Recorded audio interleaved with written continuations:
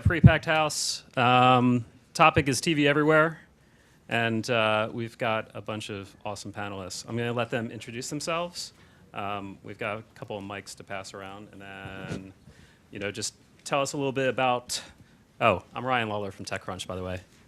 Tell us a little bit about who you are, who you work for, what you do, why you're important to the TV everywhere ecosystem. Sure. I'll start. My name is Blair. I'm the VP strategy at MySpace. So why am I here? Why is MySpace here? MySpace announced early in this year through a partnership with Panasonic that we're going to be moving from a truly audio social experience into a televisual experience.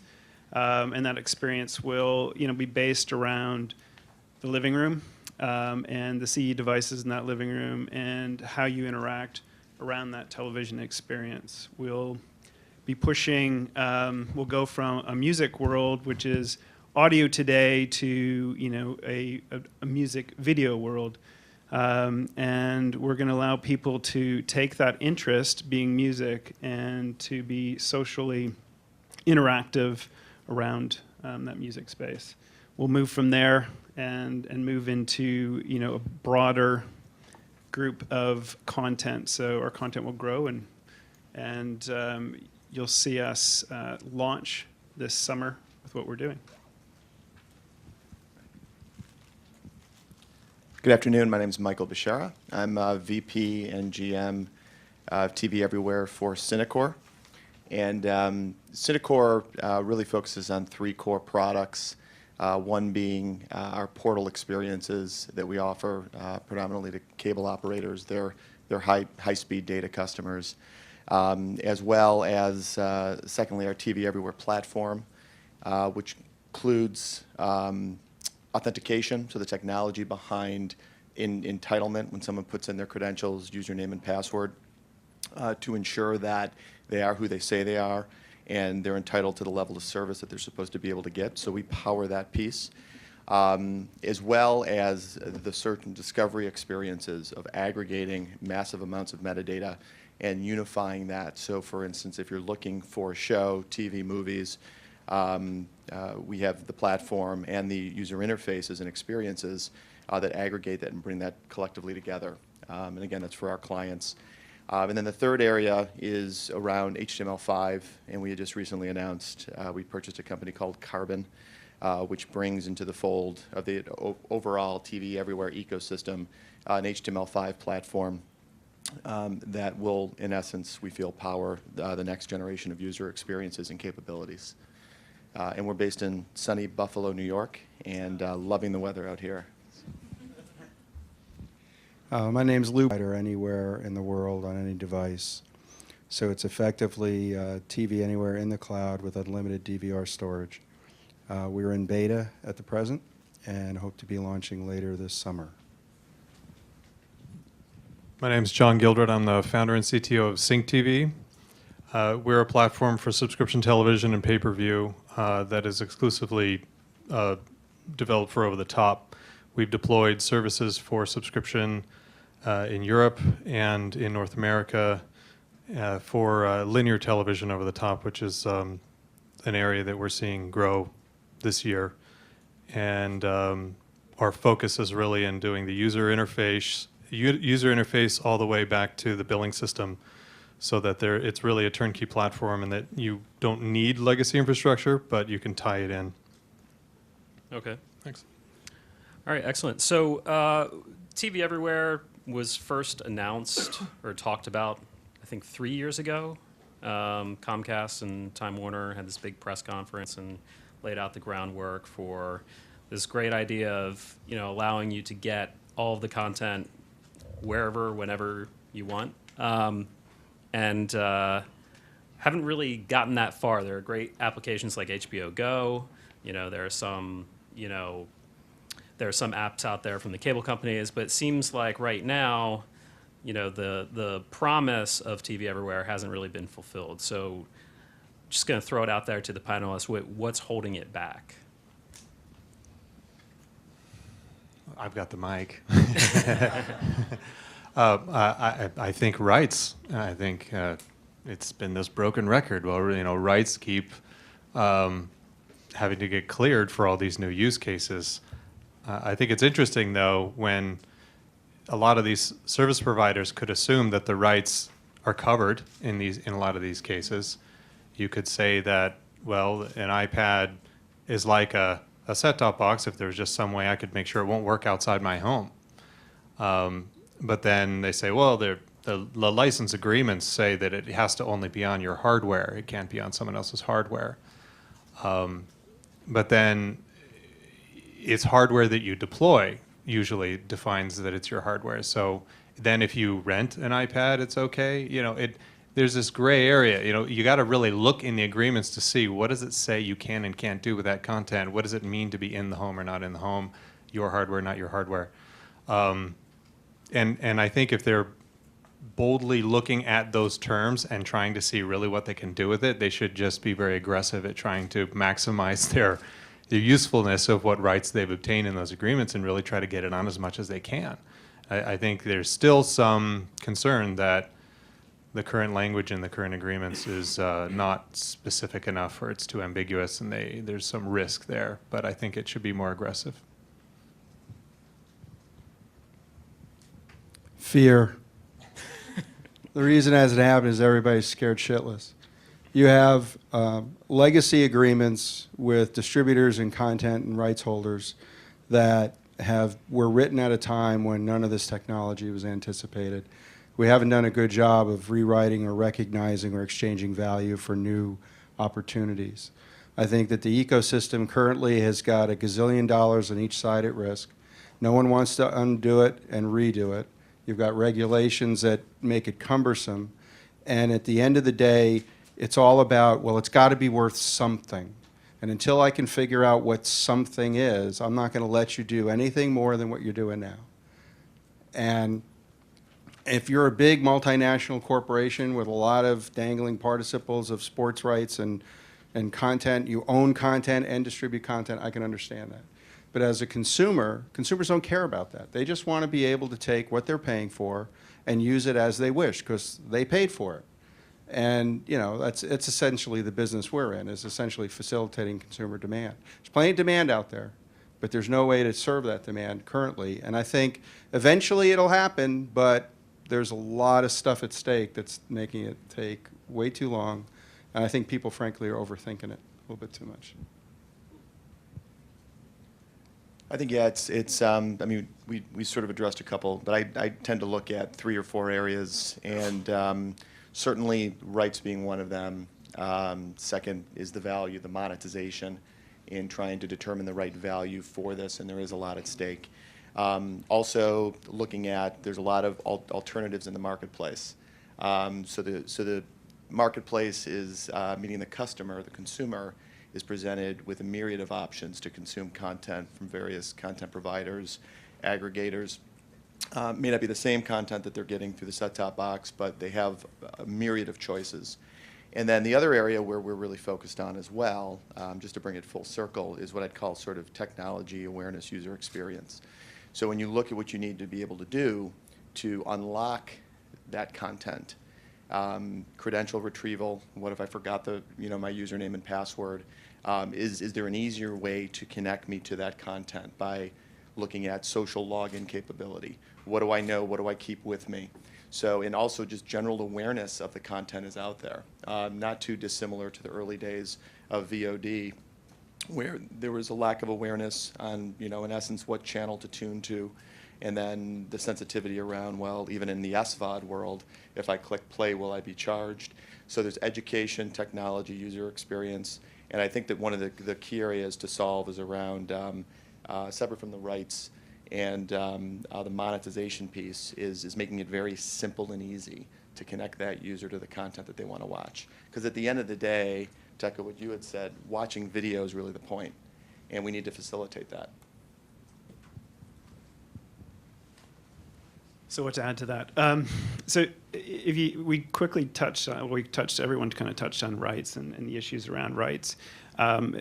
Fundamentally, it's the play out in the platform, and the issue is, if without true linear play out, on multi-platform devices, then you've lost your audience. You lost that familiarity that you have with your audience and those devices. So, there's been, with the advent of on-demand, it's great, but there's so many gaps in on-demand around search, discovery, everything else, that it's just not it's not a familiar space for consumers to dive into. So, as these rights become available and linear can be redistributed, then it becomes a model that people are familiar with. And if you can take your linear television with you, then it's something that you can actually demand a fee for, and people will pay for. So that's that's a piece of it. I mean, the other piece is you have a group of people who, and we talked to the investment and the investment in infrastructure, who have invested heavily in a lot of legacy infrastructure, and it's difficult for them to make a play carte blanche across all of their systems with new multi-platform technology or newer multi-platform technology. And because these main players have a stranglehold on the content and on that audience, they will hold back and they will control those purse strings and what is allowed and isn't allowed. And that goes back to the statement around fear. Okay, so we've got rights, fear, technology, ease of use. But the question is from the consumer side. I mean, is there even demand for TV everywhere? Do people even want that, to be able to watch, I don't know, HBO on the iPad? And is it a question of on-demand versus linear? And what's the consumer case for it? Start. So ultimately, if you look at, I mean, there's a group of people that there's consumers that enjoy consuming on secondary screens, but ultimately television is about that lean back passive experience, and so owning the living room and being in the living room is critical. Every other device, whether it's a companion device or an actual primary viewing screen, becomes a supporting mechanism to that. So is it a demand? Absolutely. Is it ever going to take away or take over the living room? Absolutely not. But there's probably enough there that people will pay for it as long as the experience is there and consistent with what they have in the living room.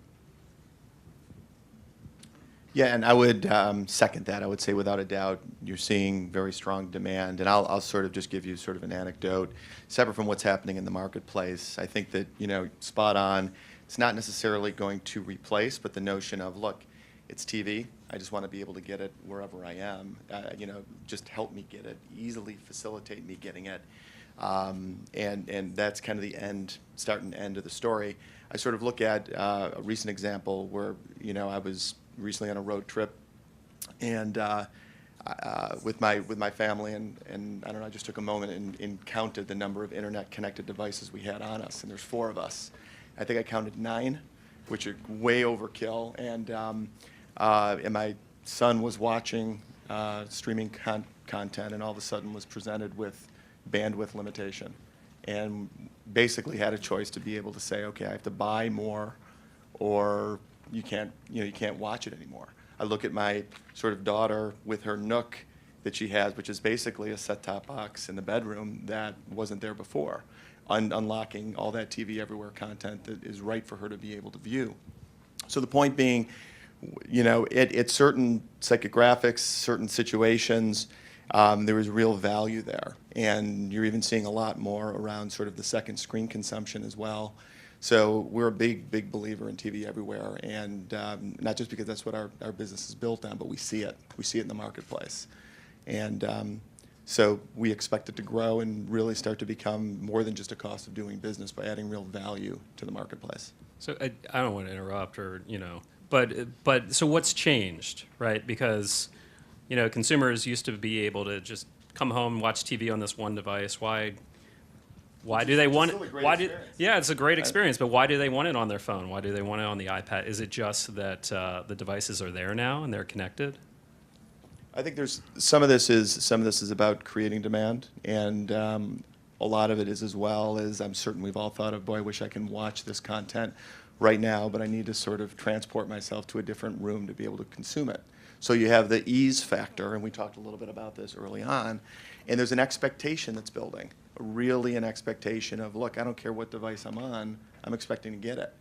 And so I think that you're seeing some of this is sort of push-pull. It's a combination of the two. And but also the key is once you're ready to consume, you need to be able to make it very frictionless for the consumer. So for instance, if I'm able to log into Facebook, I know those credentials, right? I've got to be able to get the same credentials and retrieve them, recall them if I have a cable operator that I'm trying to access this content from. So you want to minimize that abandonment. But at the end of the day, I think it's a combination of both factors.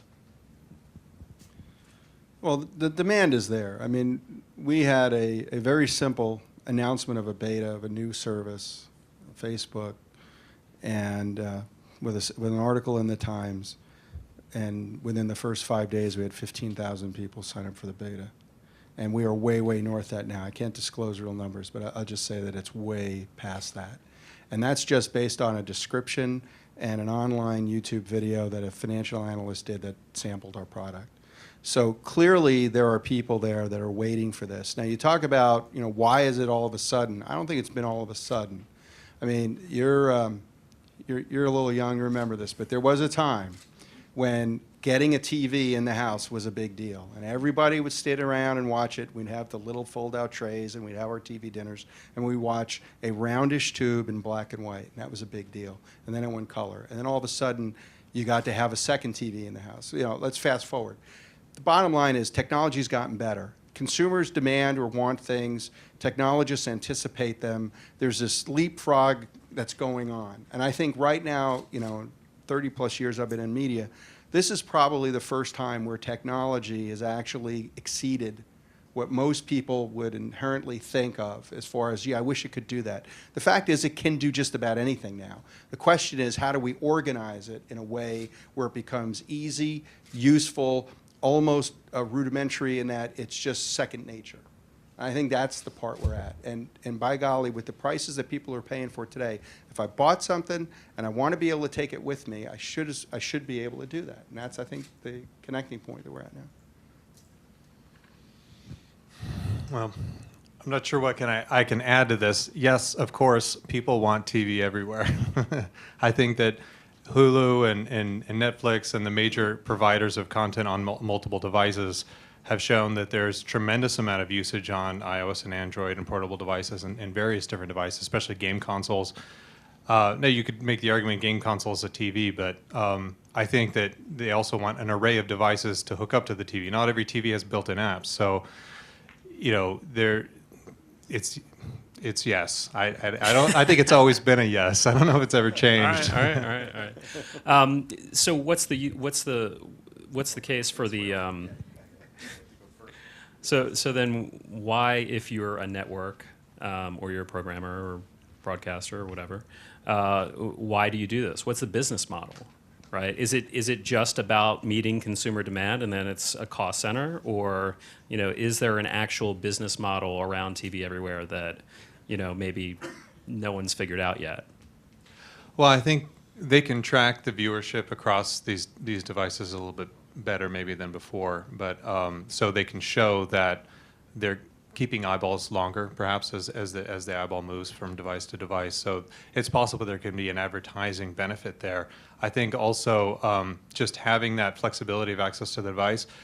Today we pay $5 a month for another set top to sit in the bedroom. I don't think I wouldn't be opposed if I had to pay another couple bucks on my bill to be able to get it on a portable device. And yet I haven't seen that model anywhere. But I don't think that's a ridiculous case. Please don't anyone start that model. Please. Well, it's the model that exists today on set tops and in terms of proliferation of equipment that the service providers are providing today in the home. And then when it goes to commercial products that have apps like iPad, the access isn't the same. You don't get the linear content pretty much. I mean, that's generally the case today. And so why is it different? You know, that if it was, I would pay if I could get all the same stuff. It would be worth it to me if that's the thing that will unlock it.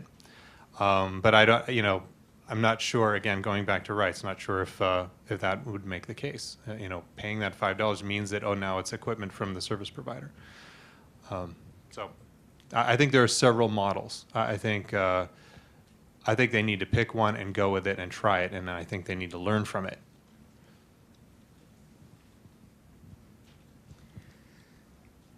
I think it would be a mistake to try and figure out the model before you figure out the usage.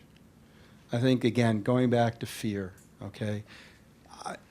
Why would more consumption of video be bad for anybody if you're in that business, right?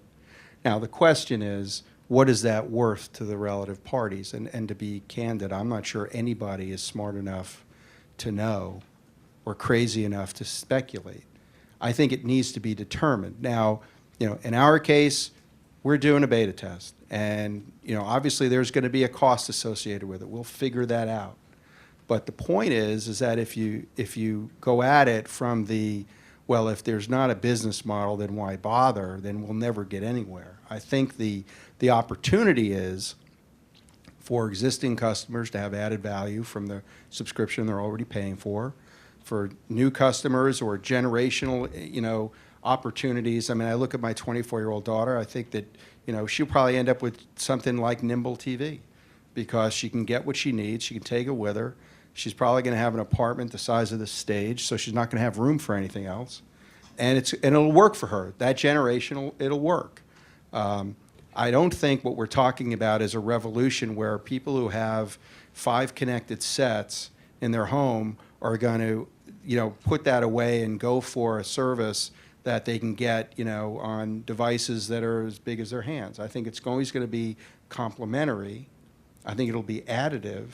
And so I think the economics indicate that it's sort of a marginal improvement. It's not going to make anybody any bigger or any wealthier than they are now, but it's going to keep them in that game, I think. If they're not in the game, I think they lose. Yeah, I would say, you know, it goes back to what we've been saying, and from my standpoint, I really look at it as there's demand out there for it. It's an expectation from the consumer. And again, you look at the different business models and how to really extend what you're currently doing, from advertising to, you know, the rate that operators pay to what the consumer pays. I mean, that ecosystem of business models is there. And it's about having that make sense. But I agree with you saying that you need to focus on what that experience is for the consumer and how are you really adding value. And the value of that equation will come into play. And certainly you've seen from the advertising world a lot of different products and companies from Nielsen to Google looking at ways to be able to track overall viewership cross-platform. That will be figured out, obviously. But I think you start with the consumer experience and you ensure that it's compelling, it's easy. And from a content standpoint, provider standpoint, you're sort of expanding the sphere and reach of your content to that consumer wherever they are. How isn't that of value, right? Especially now that it's an expectation and you're meeting demand. So I wouldn't look at it solely, not that anyone had stated this, that it's purely a cost of doing business. I think there's value across the spectrum for everybody. If we move past tracking eyeballs for a second and understand that there's so much more data available on these second screens, that we can take it from there and start to target that audience in a different way. We can, you can look at increasing your CPMs, and you can look at really narrowing your focus from an advertiser standpoint, and increasing revenues. So there's a huge opportunity there, but I mean, there's a whole lot of inertia in and around how we measure things and how we track things, and until everyone can come together and agree on that, there's certainly a stumbling block there. The other thing to consider here is, these second screens are more than just another way to consume content. It's another way to interact with content, and it's another way to extend the brands of not only, the brand of the content provider, but also the brand of the actual program. And in doing that, there's additional awareness, there's additional promotion and opportunity there to push and discover content in ways that otherwise wouldn't have been.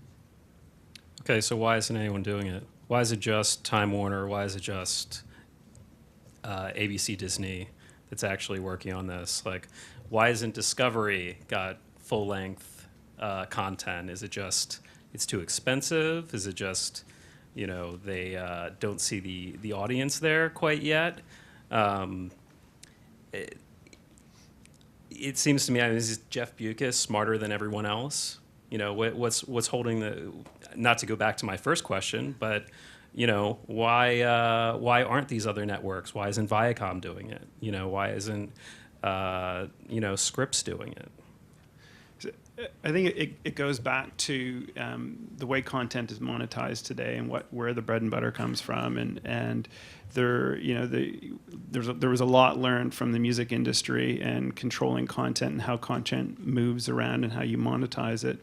And it's not that every single content owner is thinking about it. They have strategies. They have entire teams and forces, and they understand this.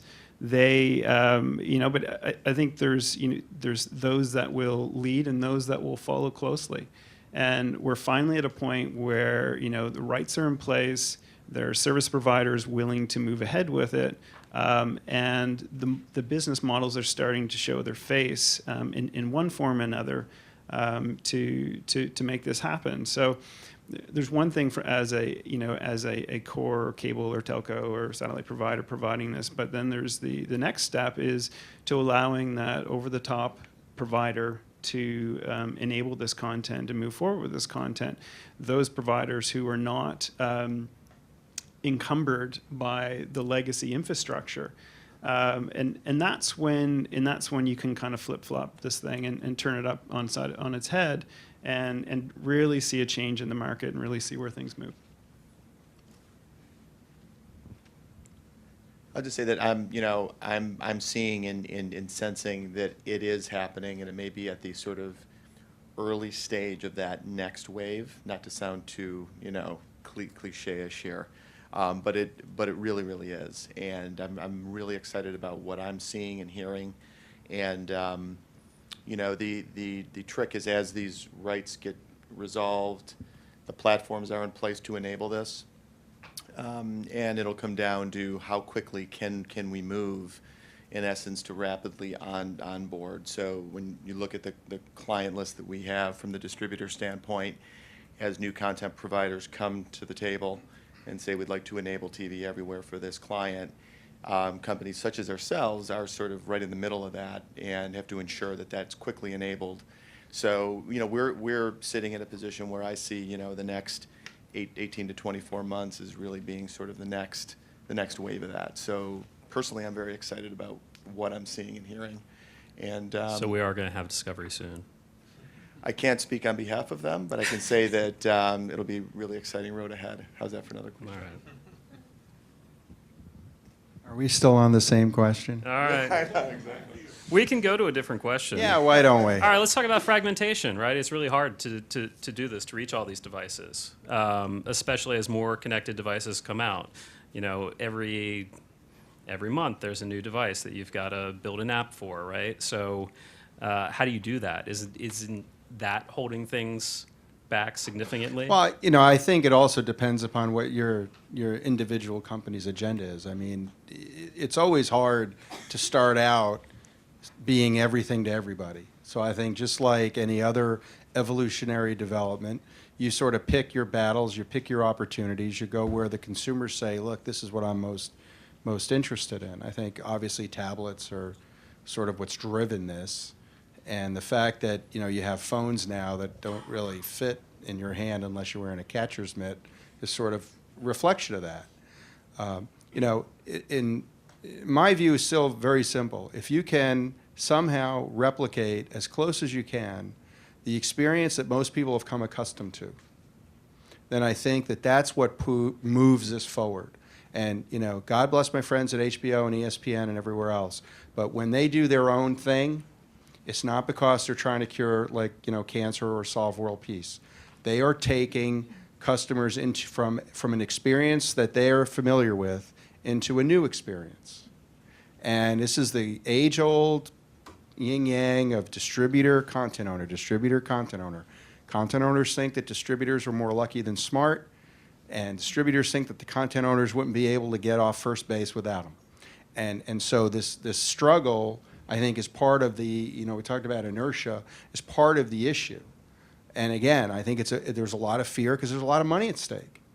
But, you know, will it happen? Absolutely. When will it happen? Who the hell knows? Honestly. I mean, I don't disagree with 24 to 36. I think that's probable in certain ways, but I don't see it being widespread that quickly. The question was fragmentation, right? Yeah. Okay. Yeah.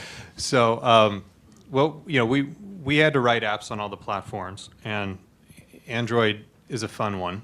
Not only does it have like 5 different graphics resolution profiles, but there's all these different hardware capabilities you have to worry about and test matrices. And so I think that's maybe a case for how it can go wrong if you let it go into the weeds. If a platform gets too fragmented, it does need to be curated. App platforms and app stores need to be well maintained. There have been good ones, there have been bad ones. We've seen them come and go. The ones that have stayed have generally been the good ones.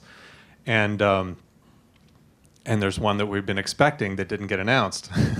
But I think there's going to be a couple others down the road, and I don't think that's a bad thing. I think it may be a bad thing if every single manufacturer of televisions, for example, had their own app store and they looked nothing like each other in terms of frameworks if they weren't all HTML.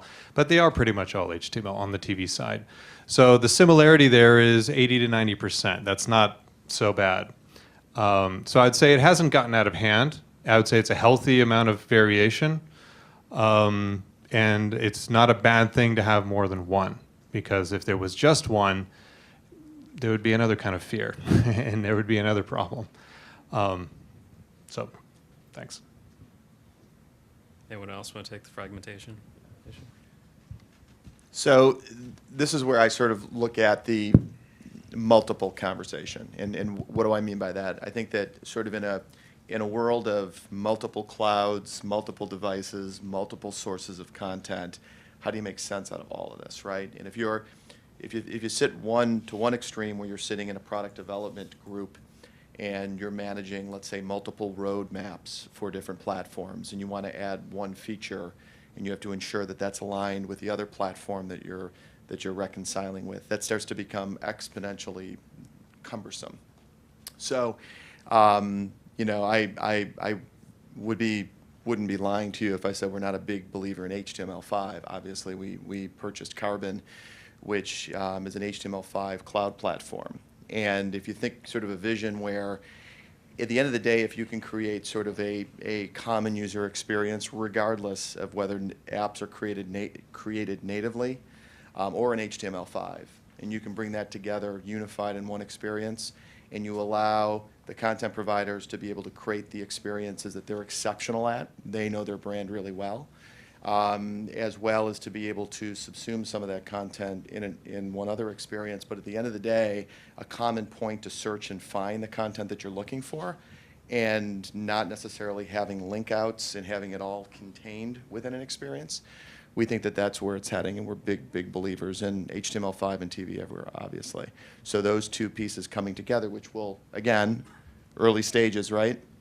But we think that will be helpful to the fragmentation question. It will not be the only solve, but will be helpful to facilitate solutions that make sense, I think, for the distributor, the content provider, and the consumer alike.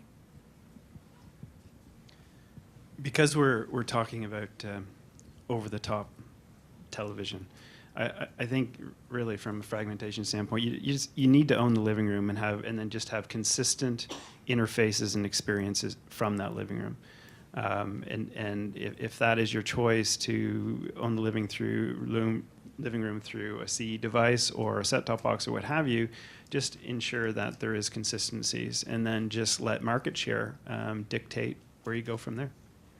Okay, I'm going to open up for questions right after this, so stay tuned. But you had mentioned monetization, measurement. Where are we in terms of actually making this, look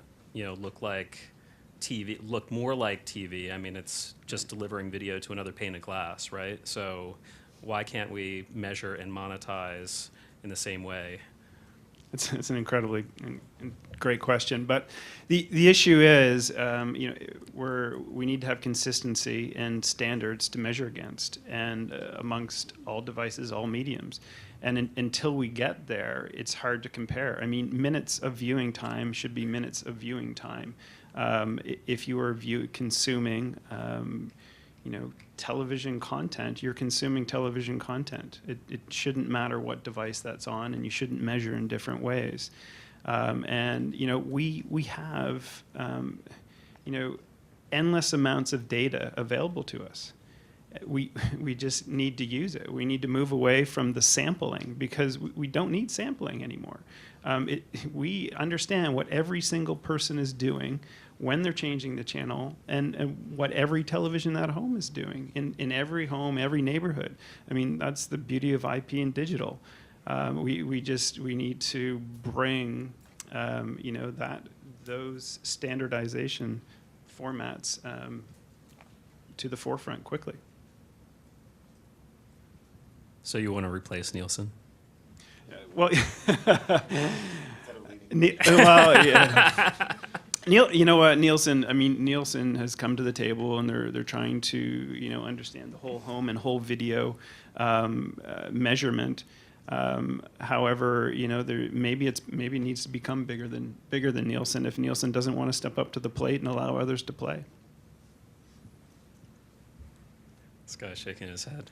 I was just going to say, it's all about Nielsen, whether you like it or not, because until they either declare victory or defeat, no one is going to sell against anybody else. So, and a lot of what you're talking about in terms of all the personal information that we allegedly know about, I use that term lightly, there are a lot of legal agreements that bind very large companies against using it at any cost for anything other than their normal course of business.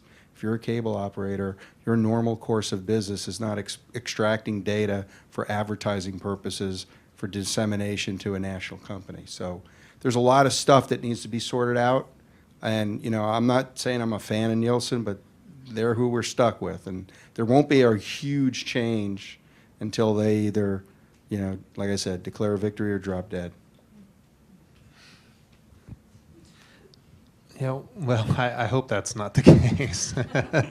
But I do think that there is a different ad sales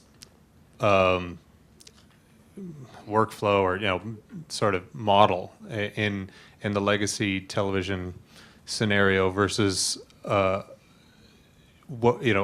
other cases that don't have the existing service, like all of the cases meaning like the Netflix and that sort of thing. So if they don't have an existing subscription service that is tracked by Nielsen and does sell ads through that mechanism, then they can measure a different way. But that doesn't mean though they're going to get a lot of money selling ads today, because they're going to be more closely tracked and accountable for their viewership, but they're not going to be able to necessarily compare that to the other system and then be able to say, well, look how we compare to the other system, so we should get the same money they're getting.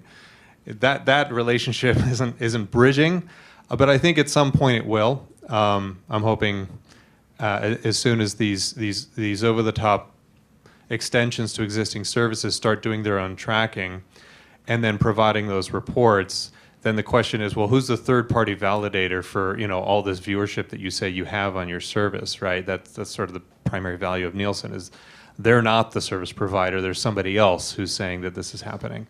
There will be an opportunity there. I think Nielsen's going after that opportunity, but I don't think it's big enough yet. But when it is, guaranteed they'll have a solution, but I'm sure there'll be others. You want to jump in? Yeah, just reinforce what I had mentioned again, but I totally agree with you.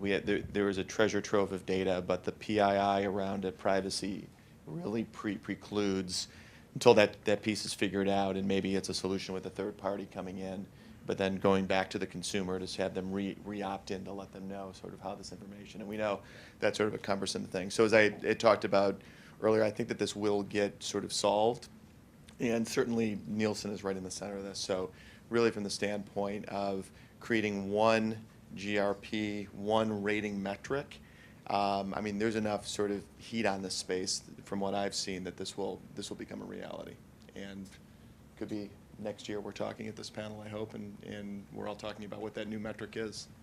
All right. Questions from the audience? Anyone? Guy in the back. Yeah, okay, so we're talking about TV everywhere. My question here is, I mean, isn't TV everywhere from the content guy's perspective basically about opening new windows? So it's all content sales has ever been is about opening new windows. So you've got, on this panel, not a single major content company or a single major distributor.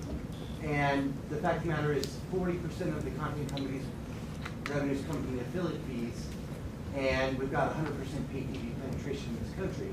I mean, Comcast has rolled out X1. Why can't they leverage that infrastructure that they've built across the entire industry? And why couldn't this be a relatively rapid transition where the infrastructure for X1 gets wholesale to all of the smaller cable companies, and you use Synacor as a common, authentication, and it's white label. I don't understand why there's all this disruptive potential.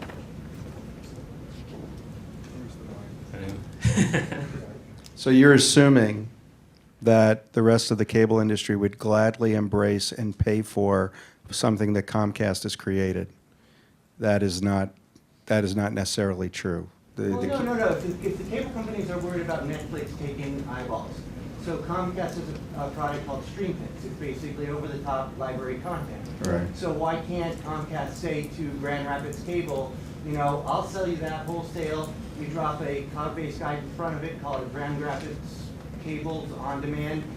Synacor authenticates the customer, and it's done. They have the same service profile as Comcast. I will not speak for Comcast, but I will put my old cable hat on because I was a cable operator for many, many years. You're assuming that the conversation you're having is about only one thing. And what you've found over the years in the cable industry is that there's always multiple, simultaneous, multi-level conversations because of the relationships at the technical level, at the programming level, the channel invested interests, and everything else. I agree with you that it should be simple. It's not. And I think that with consolidation, you have several large companies that probably have the wherewithal to figure this out. They had a similar idea about advertising. It was called Canoe. The canoe has sunk. Okay, there were other consortias over the years, and I can go back to the mid-'70s and bore you. It's just the nature of the beast, and it's not an excuse. It's not a good reason, but it is what it is. And I think that it is just as likely to be solved outside the industry as it is inside the industry. And I think having that give and take on both ends is where we get there faster that way. I could be wrong, but it's just my opinion. Anyone else want to jump in? On this. You said that TV everywhere is about opening new windows. You're talking about availability windows of content being sooner than they are today? I want to sell my content on a new screen. It's a new window. Just like a window could be a time window of, linear on-demand DVD. Right. So if you look at what Comcast has rolled out at the cable conference. They've got StreamPix, which is library on demand. They got Ubiquity, which is basically content for mobile devices. All of these look like product segmentations of the core pay TV model that could be distributed to different windows. They are. They're alternate catalogs that were available in other services, and they're trying to suck them in under their own roof.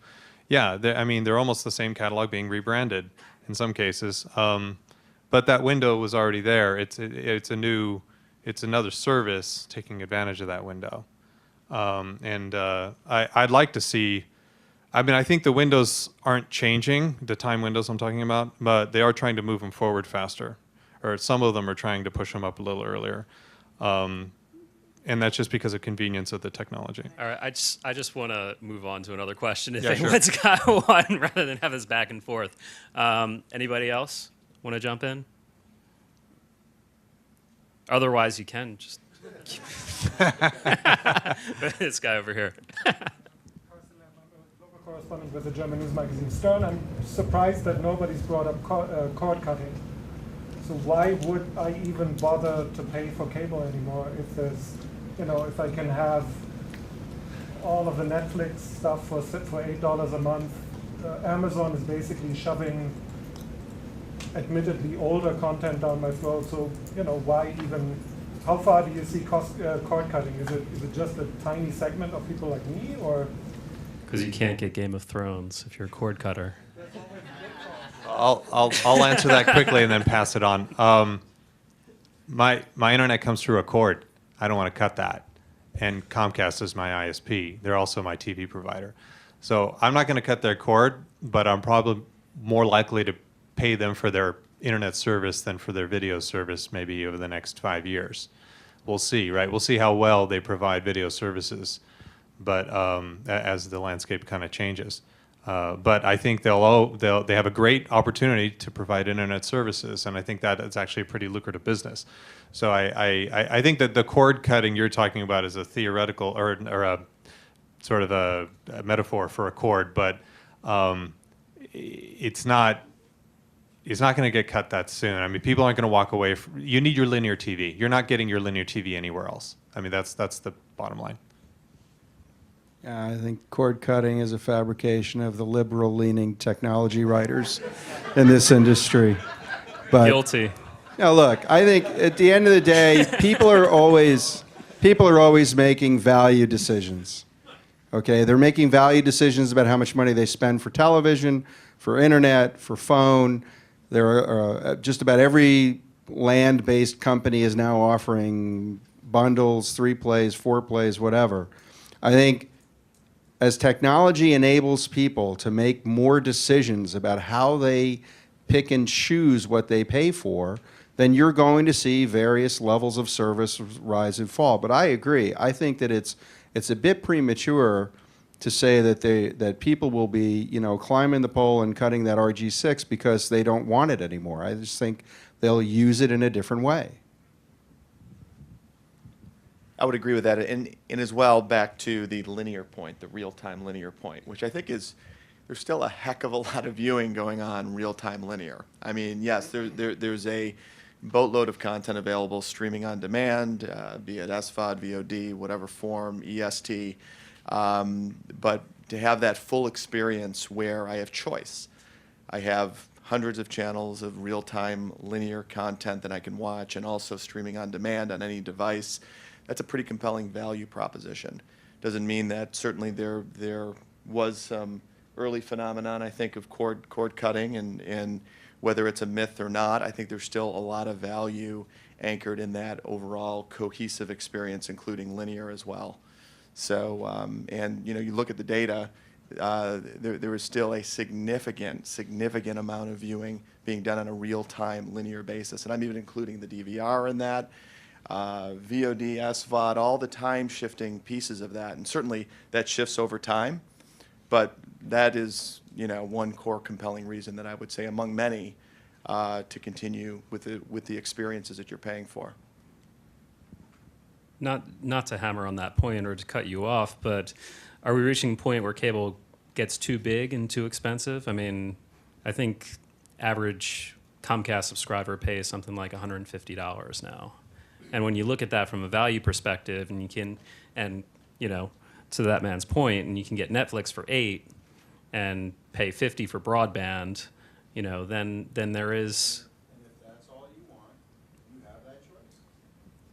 And- Can I just say, but they're paying this $150 work? for three different. Oh, it works. There we go. Hello, hello. You're paying $150 for 3 products, not just TV.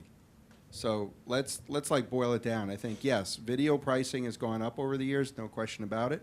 Your opportunity to change what you pay for is not where the consumers would like it. You know, we can have a whole nother panel about a la carte if that ever is going to happen. It won't.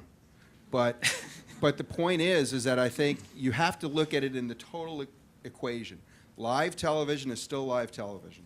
And it's what a lot of people watch in one place. And yes, dreaded Nielsen is going to make sure that happens, because that's the only way these big companies can monetize that live television component.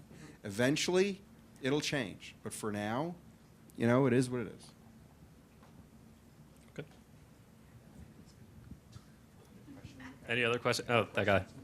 Yeah, we've been going about 52 minutes here. I haven't heard you say the term net neutrality once, because when you talk about over the top, you're over the top of something else of infrastructure that you don't own, and you're making calls on someone else's capital budget for spectrum or for fiber or for infrastructure that's generally, you know, in the purview of the Congress and the FCC.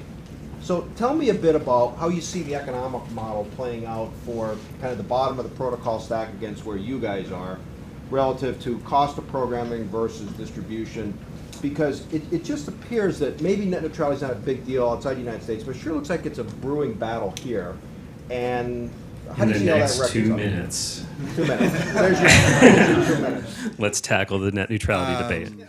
I'm not going to tackle the technicality of net neutrality. I would just say that in our case, we are just providing what people are already paying for, their live television, and they are getting it in some way, either through the internet connection that they're getting, that they're already paying for, if they're getting it from that provider, so they're using that bandwidth.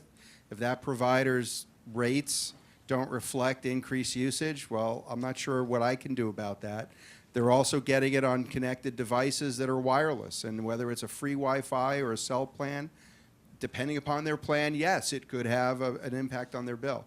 I think that, you know, again, at some point, we will get to a place where consumer demand pretty much dictates a limited range of options in terms of what's acceptable and what they'll pay for and what they won't. We're not close to that yet.